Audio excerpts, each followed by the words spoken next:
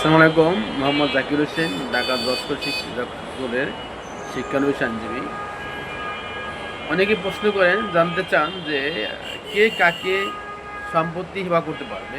আপনারা জেনে রাখা ভালো যে সম্পত্তি আপনার বাবা ছেলেকে, ছেলে বাবাকে, মেয়ে মাকে, মা মেয়েকে, ভাই ভাইকে, বোন ভাইকে, স্বামী স্ত্রীকে, স্ত্রী স্বামীকে হেবা করে দিতে পারবে। হেবার দলিলটা হলো আপনার তাদের মনের ইচ্ছার উপরে ভিত্তি করে যে আমি তাকে এবং আমাকে আদর যত্ন করে আমাকে মায়া মমতা করেছে, সামান্য কিছু বিনিময়ে আমি আমার সম্পত্তি আমার ভাইকে বা বোনকে, আমার স্ত্রীকে, আমার ছেলেকে, মেয়েকে দিয়ে দেবো।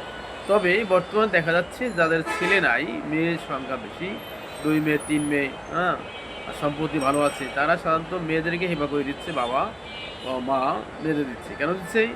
যে যদি ছেলে না থাকে, বাবা মায়ের মৃত্যুর পরে ওই অংশ দেখা যায় তার ভাইয়ের ছেলেমেয়েরা মালিক হয়। এই জন্য অনেক কষ্ট অর্জিত সম্পদ, এই জন্য অনেকে জীবন থাকতে, জীবন উৎসাহে সেই সম্পত্তিগুলো তার মেয়েদের নামে হেবা করে দিয়ে থাকে। তবে হেবা আপনারা জানেন যে হেবা আপনার এই রক্তের আত্মীয়র মধ্যে যে কোনো কাউকে দিতে পারে, এতে কোনো বাধা নাই। আপনারা হেবা করে দিয়ে যাবেন যেন যেন সমস্যা। যদি মনে করেন যে না, আমি হেবা করে দিলে আমি নিঃস্ব হয়ে যাব, তাহলে আপনি পারেন কি যে আপনি যাকে হেবা করে দিলেন সম্পত্তিটা, অনেক দেখা যায় বাবা মেয়েদের হেবা করে দেওয়ার পরে অথবা মা মেয়েদের হেবা করে দেওয়ার পরে এমন এক সময় আসে যে তাকে বৃদ্ধাশ্রমে পাঠাই দেয়, তাকে দেখে না, ভরণ পোষণ দেয় না, অনেক কষ্টে পালন করে। এই হিসাবে দেখা যায় যে আপনি হেবা করতে গেলে এই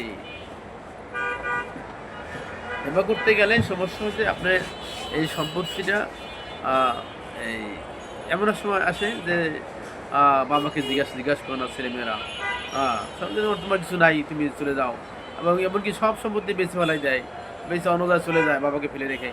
এই জন্য আপনারা যদি বুদ্ধিমান হয়ে থাকেন বা মনে করেন যারা, বাবা তোমাকে দিয়েছি, তুমি একটা অঙ্গীকারনামা করো, একটা পাওয়ার অ্যাটর্নি নেবেন। পাওয়ার অ্যাটর্নি নেবেন কীরকম? যে আপনি হেবা দেওয়ার পরে এই সম্পত্তিটা, এই দলিলের সম্পত্তিটা আবার আপনি কী করতে পারবেন, এই সম্পত্তিটা আবার আপনি পাওয়ার অ্যাটর্নি নিয়ে নেবেন। যে ওই পাওয়ারে লেখা থাকবে যে আমি এই সম্পত্তিটা বেচা কেনা বিক্রি দেখাশোনা সব করতে পারবো। তা আপনি যখন মারা যাবেন অথবা মৃত্যুর পরপরই এই পাওয়ারটা বাতিল হয়ে যাবে, যার মালিক সম্পত্তি সেই মালিক হবে। আপনি মারা গেলে আপনার মেয়েরা বা মেয়ে মালিক হয়ে যাবে, অর্থাৎ আপনি এখানে কোনো সমস্যা হয় না।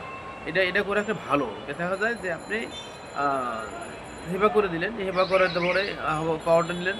তখন পাওয়ার নিলে কী হবে, যে পাওয়ার দিলে আপনি ওই যদি আবার যদি তারা না জিজ্ঞেস করে, এই পাওয়ার থাকা অবস্থায় আপনি এটা বিক্রি করতে পারবেন। অতএব আপনি কোনো কষ্ট থাকবেন না। ভালো থাকবেন সবাই। আসসালামু আলাইকুম। বিষয়টা আপনারা যারা না জানেন তারা